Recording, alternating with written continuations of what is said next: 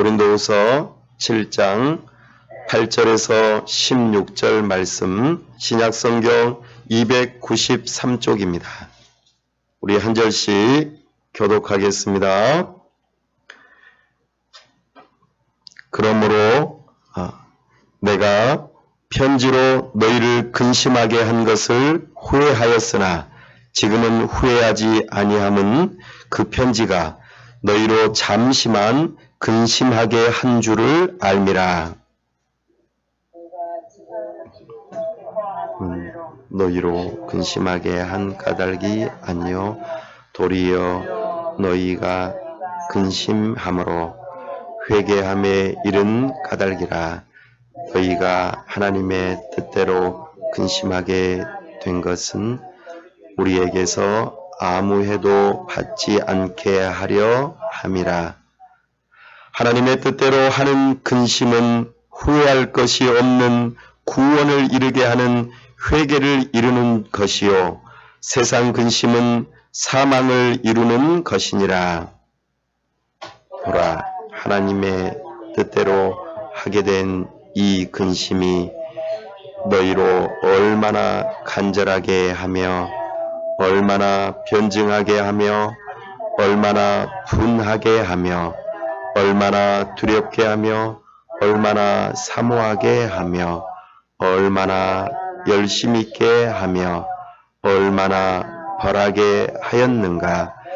너희가 그 일에 대하여 일체 너희 자신의 깨끗함을 나타내었느니라.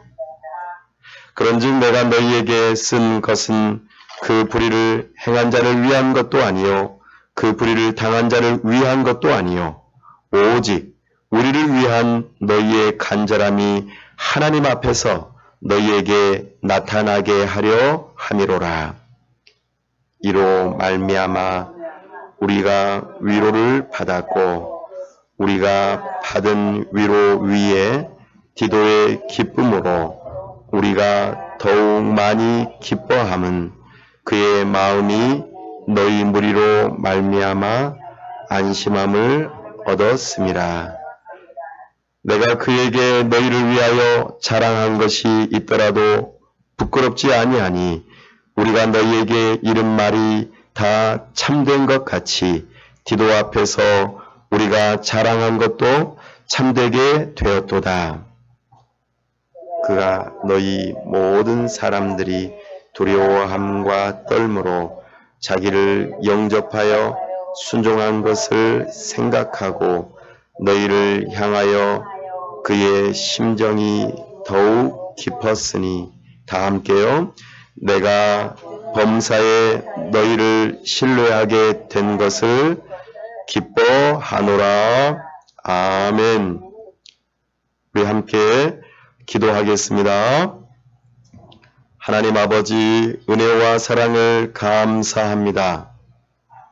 복되고 거룩한 주일 하나님 앞에 나아갑니다.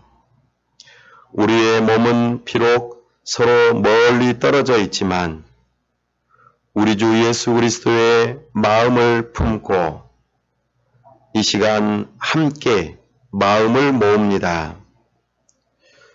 언제 어디서나 함께 하시는 하나님 앞에 각자의 처한 처소에서 예배하오니 우리의 마음을 기쁘게 받아 주옵소서.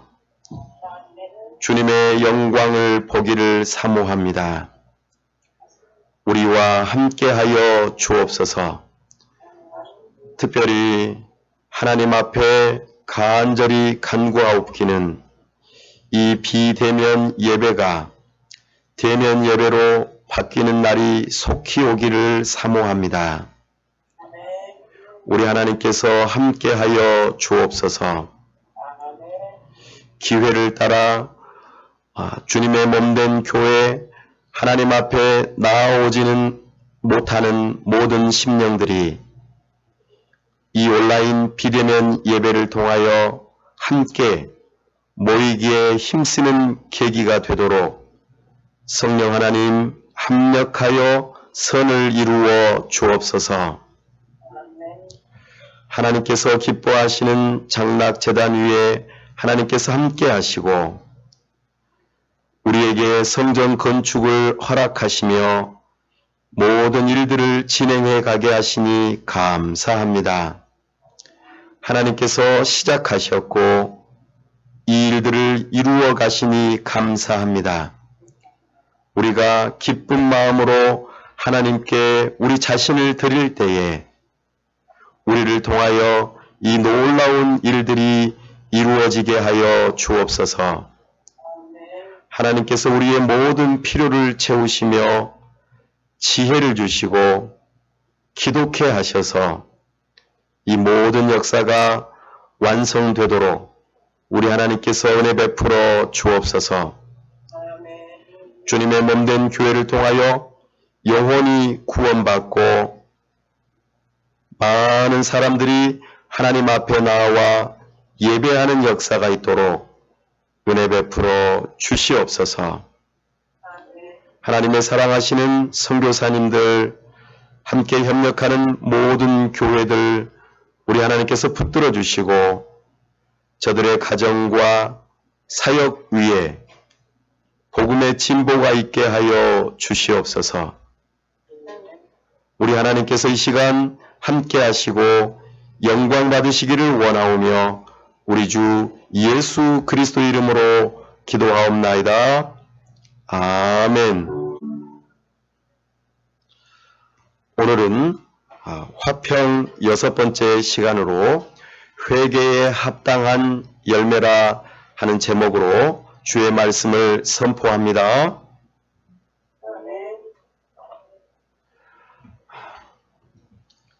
우리는 삶을 살아가면서 하나님 앞에서 잘못된 일들이 떠오를 때가 있습니다.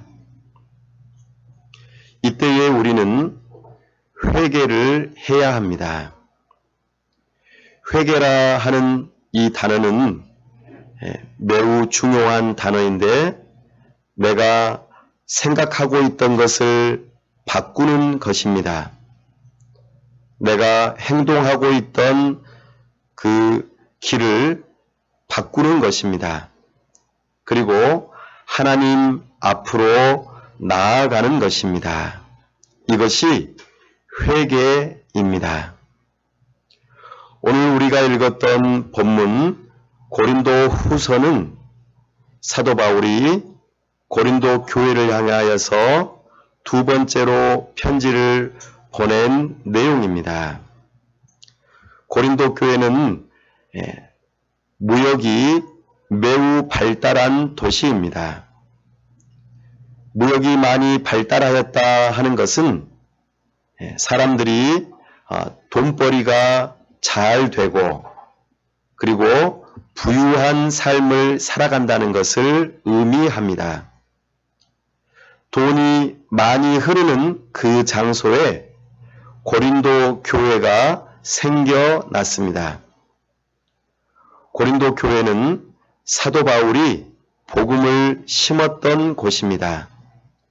2차 선교 여행 때 여러 사람들의 괴롭힘을 피하면서 하나님의 섭리 가운데 인도되어진 곳입니다. 고린도 교회는 참으로 어렵게 생겨났습니다. 하지만 하나님께서 은혜 주셔서 고린도 교회가 아름답게 세워졌습니다. 그 고린도 교회는 굉장히 중요한 해상무역의 지역이면서도 사람들이 돈이 잘 벌리는 일을 위하여 우상 섬기는 일을 많이 하였습니다. 그래서 굉장히 다양하면서도 큰 신전들이 많이 있었습니다. 그런 와중에도 주님의 복음이 들어가고 한 사람 한 사람 하나님께로 나아오면서 주님의 몸된 교회가 세워졌습니다. 하나님께서는 고린도 교회를 매우 사랑하셨습니다. 그래서 교회가 점점 더 커져가게 하셨고 사람들도 많아지게 하셨고 함께하는 사람들에게 하나님께서는 다양한 은사들을 주셨습니다. 그래서 많은 사람들이 교회를 섬기기에 풍요로운 곳이 되었습니다. 고린도 교회는 사도 바울이 세웠지만 여러 유명한 목회자들이 함께 하면서 교회가 든든하게 아름답게 굉장히 커 갔습니다. 그런데 복음이 교회를 아름답게 세웠지만 사람들이 우상을 버리지 아니하고 자기 자신의 사고 방식을 따라서 교회 생활을 하다 보니 문제가 많이 발생하였습니다. 은혜가 많고 은사가 많고 참으로 교회가 크게 잘 되어갔지만 가지 많은 나무에 바람 잘 일이 없는 것처럼 이 고린도 교회는 참으로 문제가 많았습니다. 그래서 사도 바울이 3차 선교 여행을 통하여 에베소 교회를 세우는 과정에서도 고린도 교회가 얼마나 문제가 많은지 수시로 직접적으로 간접적으로 고린도 교회의 문제를 해결하기 위해서 동분서주하였습니다. 얼마나 사도 바울이 애쓰고 애썼는지 고린도 교회 안에서는 참으로 문제가 많았습니다. 예를 들면 나는 바울파, 나는 아볼로파, 나는 베드로파, 나는 예수님파 하면서 파당을 짓는 일을 하였습니다. 서로 마음에 맞는 사람끼리 또는 우리가 뜻이 맞다 여겨지는 사람들끼리 함께 뜻을 공유하면서 그런 일들을 이루어 갔던 것이죠. 그러다 보니 교회가 하나가 되지 못하고 점점 흩어져 가는 일이 발생하였습니다. 그로 인하여 분쟁이 일어났습니다. 내가 잘났다, 네가 잘못했다 이러면서 굉장히 혼란스러움이 가중되었습니다. 그러는 과정에서 우상을 버리지 못하고 또 자기 자신의 잘못된 태도를 버리지 못하고 많은 잘못들이 윤리적으로 일어났습니다. 음탕한 일들이 일어났고 금친상간이 일어났으며 돈 문제가 발생하였고 우상을 섬기는 일들 그리고 서로 다투고 폭력을 행사하고 상당히 어지러운 교회가 되고 말았던 것이죠. 그래서 사도 바울은 직접 찾아갈 때도 있었지만 에베소 교회를 세우는 과정 중에 있었기 때문에 다른 사람 아볼로를 보내기도 하였고 또 디도를 보내기도 하였고 디모데를 보내기도 하면서 이 문제를 해결하려고 애썼습니다. 그러는 과정 중에 발생했던 성경이 고린도 전서와 고린도 후서가 되겠습니다. 사도 바울이 참으로 성경에 능하고 굉장히 설교를 잘하는 아볼로 목사님을 고린도 교회에 보냈는데 아볼로 목사님이 탈진했어요. 탈진했습니다. 얼마나 힘들었던지 목사님이 그만 고린도 교회에 목회를 못하겠다고 하고 떠나오셨어요. 그 정도로 고린도 교회가 심각했습니다. 그래서 사도 바울은 고린도 교회를 향하여서 편지를 보냈습니다. 너희들 회개해야 한다. 내가 다 들었다. 너희들이 무슨 잘못을 했는지 내가 조목조목 따져서 편지를 보내니 회개하라. 회개하지 않으면 내가 가서 그 문제를 직접 다루겠다. 이런 표현들을 사용하였습니다. 그런데 사도 바울은 마음이 소심했나 봅니다. 그렇게 편지를 써놓고도 스스로 근심하고 걱정했습니다. 왜냐하면 고린도 교회가 어떻게 반응할지를 몰랐기 때문입니다. 그래서 오늘 본문 8절 말씀 함께 한번 읽어봅니다. 시작. 그러므로 내가 편지로 너희를 근심하게 한 것을 후회하였으나 지금은 후회하지 아니함은 그 편지가 너희로 잠시만 근심하게 한 줄을 알미라. 네, 사도 바울이 이렇게 근심하게 하였던 것처럼 보였던 그 편지의 내용이 이제는 처음에는 후회하였지만 이제는 후회하지 않는다고 말합니다. 왜냐하면 그 편지가 고린도 교회에 잠시 근심이 있게 하였기 때문입니다. 이 표현은 고린도 교회가 사도 바울의 말씀을 듣고 회개하는 일로 나아갔기 때문입니다. 9절 말씀 함께 낭독합니다. 시작. 내가 지금 기뻐함은 너희로 근심하게 한 까닭이 아니요 도리어 너희가 근심함으로 회개함에 이른 까닭이라. 너희가 하나님의 뜻대로 근심하게 된 것은 우리에게서 아무 해도 받지 않게 하려 함이라. 아멘. 그렇습니다. 우리는 하나님의 말씀을 들었을 때에 하나님께서 이런 부분이 잘못되었다라고 깨닫게 해주시면 그때가 은혜를 받는 때입니다. 그리고 그것이 근심함으로 나타나지만 결코 세상 근심과는 다릅니다. 세상에서 잘못된 일이 있을 때 근심을 하긴 합니다. 하지만 그 세상의 근심은 진정으로 사람이 바뀌도록 이끌어주지는 못합니다. 도로 옛날에 잘못된 습관과 행동으로 돌아가게 만드는 것이지요. 그러나 하나님께서 근심하게 하시는 것은 방금 서두에 말씀드렸던 것처럼 사고방식을 바꾸는 뉘우침으로 시작하기 때문에 회개는 참으로 우리를 바꾸게 만듭니다. 세례 요한은 많은 사람들에게 회개의 세례를 베풀었습니다. 모든 사람들을 향하여서 그리고 회개에 합당한 열매를 맺으라고 촉구하였습니다.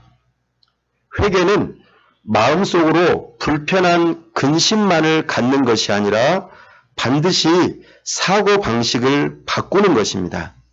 내가 그동안 생각해왔던 것을 달리하고 하나님의 뜻이 무엇인지를 분명하게 깨달은 다음에 그것을 나의 삶의 기준으로 삼는 것입니다.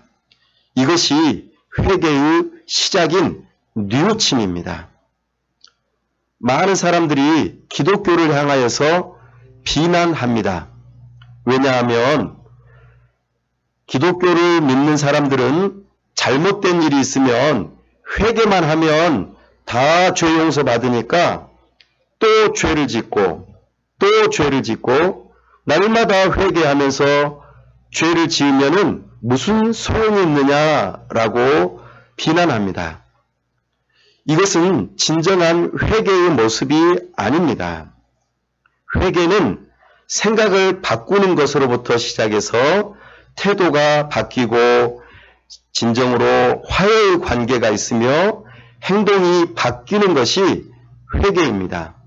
하나님 앞에 잘못했어요 라고 말만 한번 하는 것이 진정한 회개가 아님을 기억하시기 바랍니다. 이렇게 생각을 바꾸시도록 우리 하나님께서는 성경을 읽고 설교를 듣고 공부를 할 때마다 우리 하나님께서 깨닫게 하십니다. 이것이 시작이죠. 그럴 때에 우리는 두 번째로 자기 자신을 살피는 일이 있어지게 됩니다.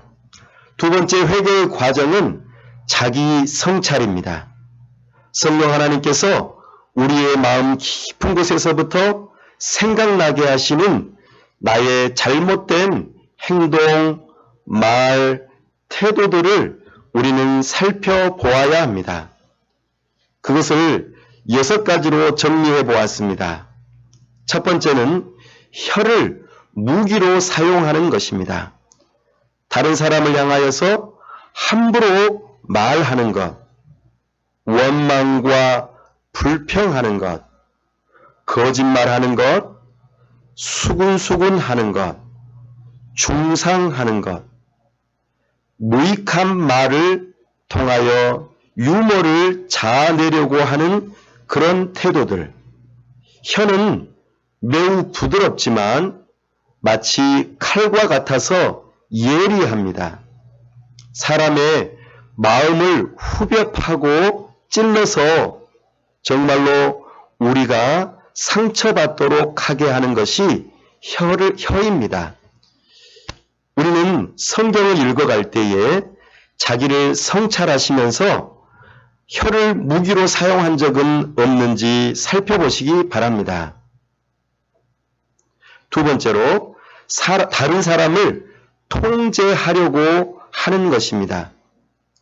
마치 레아와 그리고 라헬이 부인으로 삼게 되는 이 야곱의 사건 말입니다.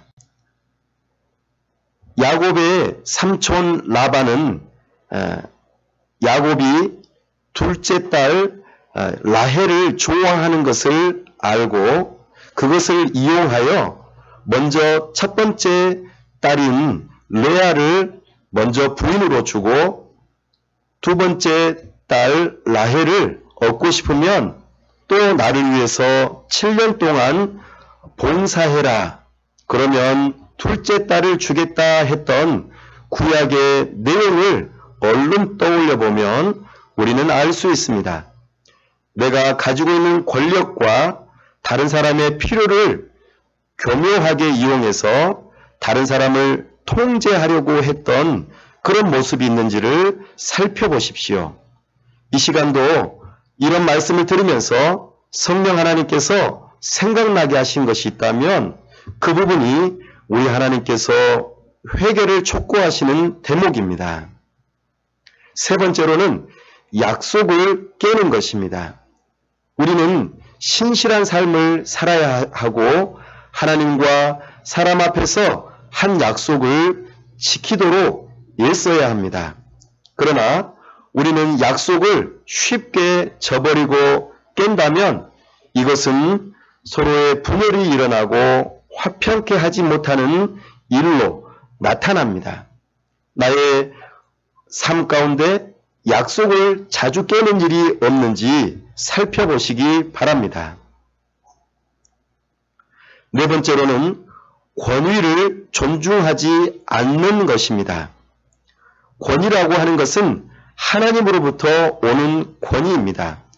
하나님께서는 모든 세상 만물을 창조하신 창조주로서 권위를 가지고 계십니다. 그리고 가정을 세우셔서 가정의 가장을 통하여 권위를 주시고 학교의 선생님을 통하여 권위를 주시고 교회를 세우시고 목사님을 통하여 권위를 주시고 정부를 세우시고 위정자를 통하여 권위를 세우십니다. 우리는 삶 가운데 말로서 권위를 존중하지 않고 무시하는 태도를 취하지 않는지 살펴보시기 바랍니다. 다섯 번째로는 황금률을 잊어버리는 것입니다. 황금률이라는 것은 어떤 것이냐면 예수님께서 알려주신 규칙입니다. 너가 대접받고 싶은 대로 다른 사람을 대접해 주어라. 내가 왕으로 대접받고 싶으면 상대방을 왕비로 대접하는 것이죠. 내가 존중받고 싶으면 다른 사람을 존중하는 것입니다. 우리가 그렇게 하지 않는다면 우리는 관계가 깨어지게 되고 참으로 문제가 발생하는 것입니다. 내가 다른 사람의 입장에 서서 그렇게 행동하고 말을 할 때에 나는 어떤 기분이 들 것인가? 성령 하나님께서 떠오르시게 하는 그런 관계가 있다면 그것이 바로 자기 성찰의 중요한 내용입니다. 마지막으로 죄로 가득한 욕구들을 충족시키는 것입니다. 이것은 지난번 우리가 화평 5번째 시간에 우상을 다루었을 때의 내용과 연결되어집니다.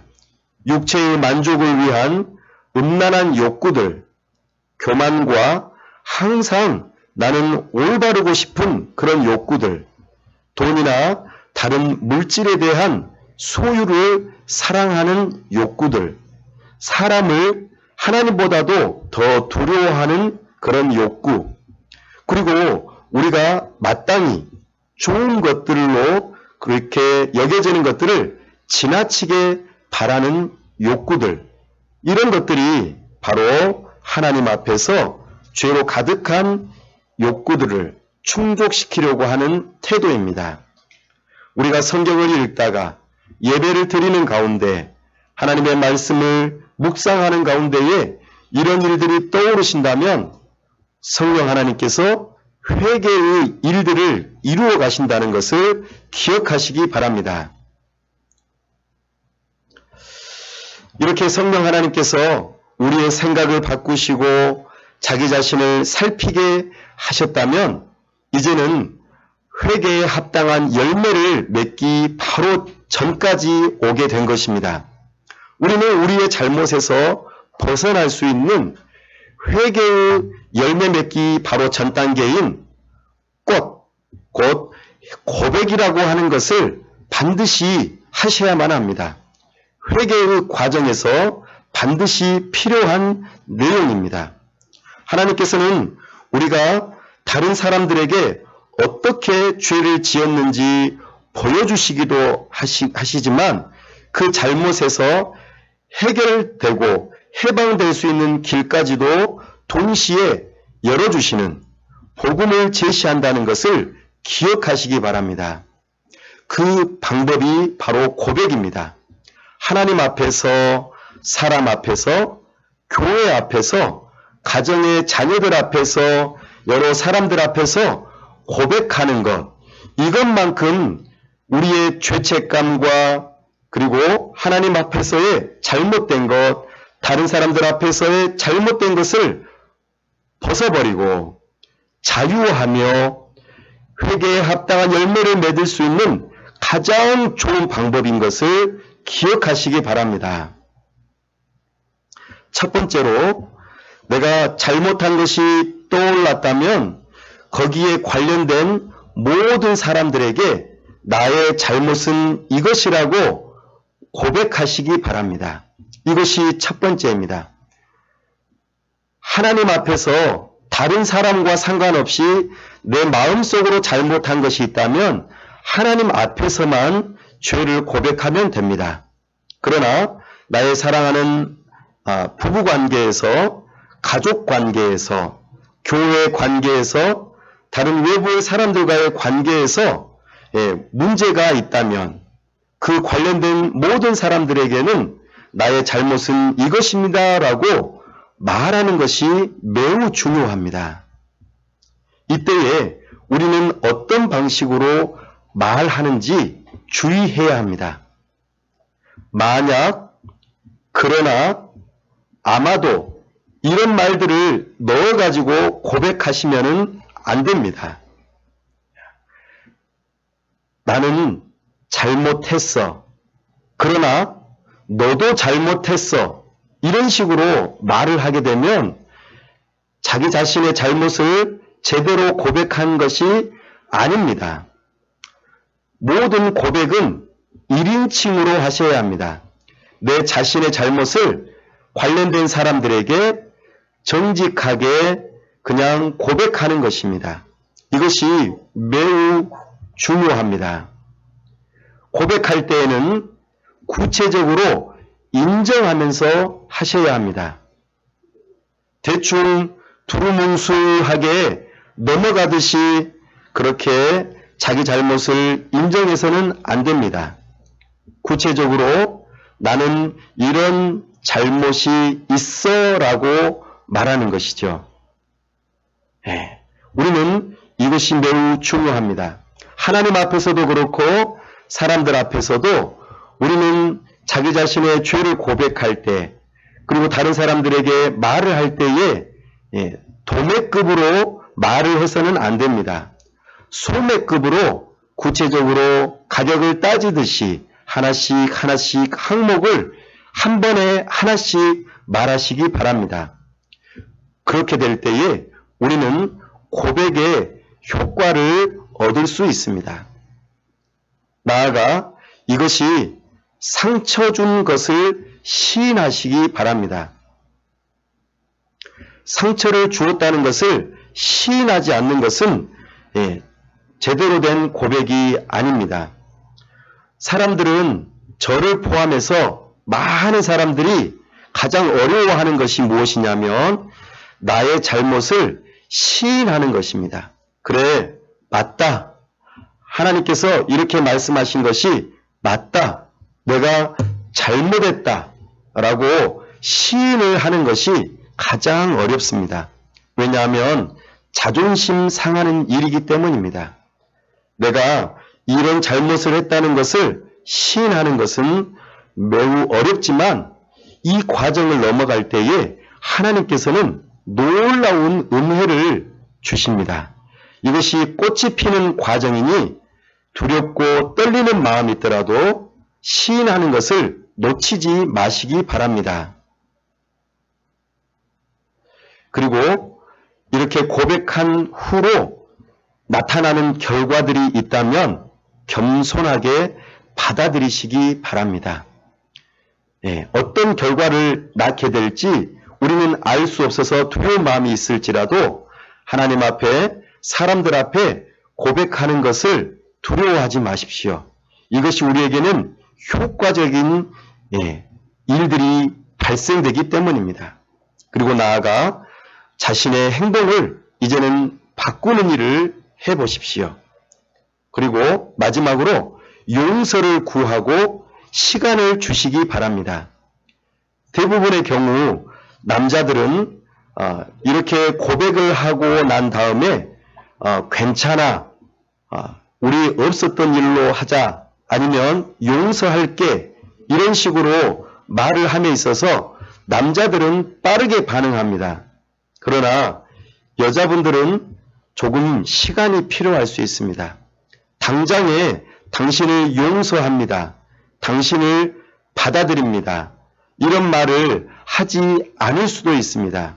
그러니 용서를 구하고 난 다음에 시간을 주시면 어느 순간에 그 부분이 풀리는 일들이 발생하게 될 것입니다.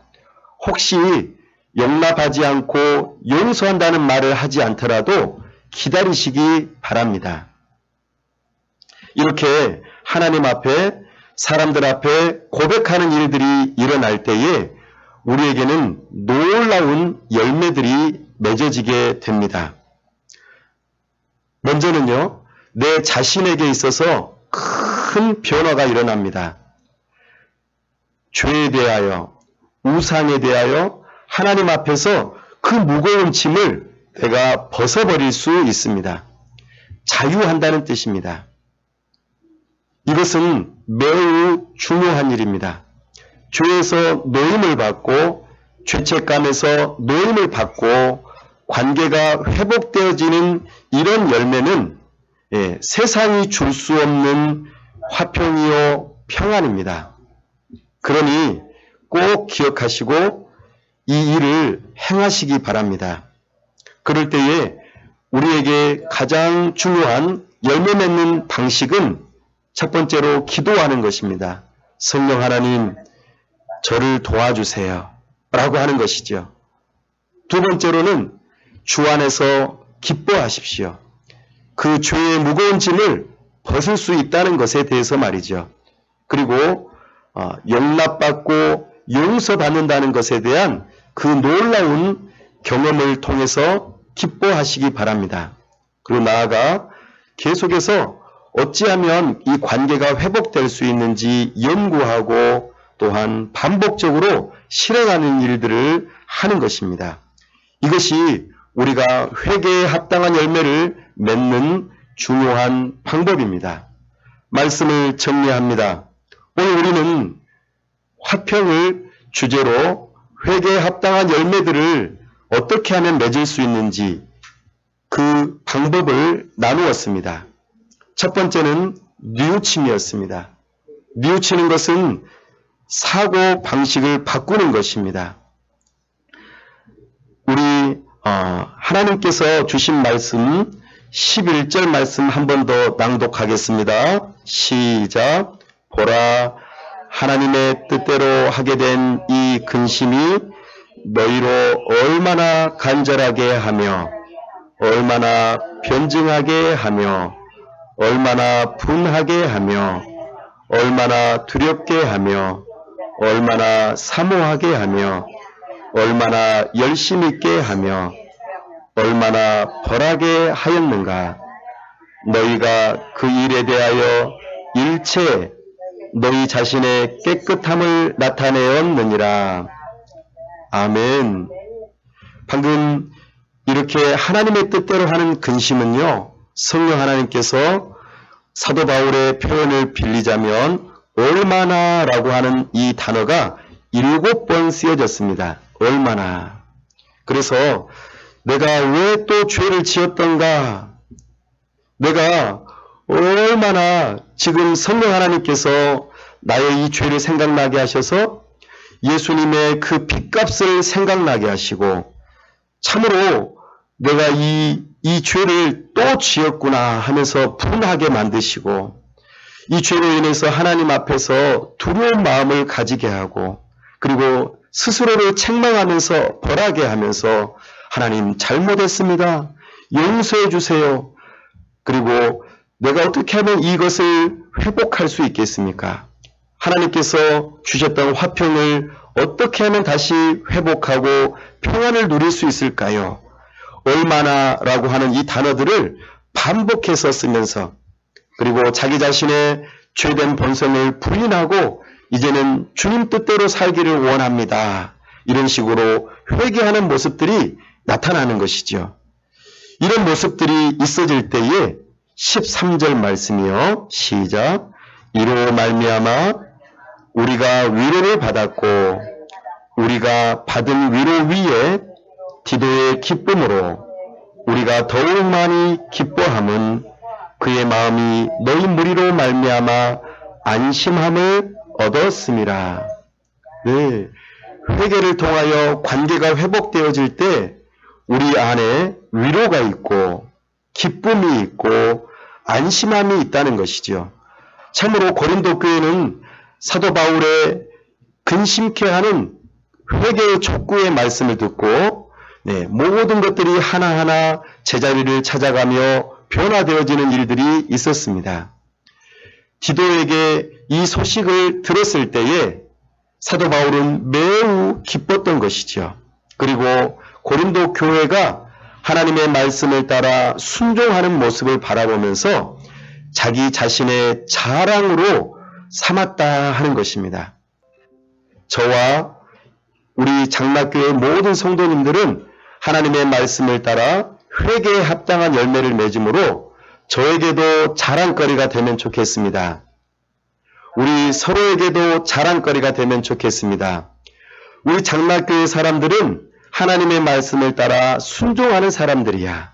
그래서 비록 죄성이 있어서 잘못은 하지만 하나님의 말씀을 따라 회개하며 자기 자신의 말과 태도와 행동을 바꾸는 회개에 합당한 열매를 맺는 믿음의 사람들이구나.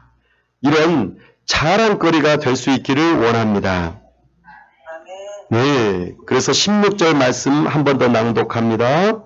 내가 범사에 너희를 신뢰하게 된 것을 기뻐하노라. 아멘. 네.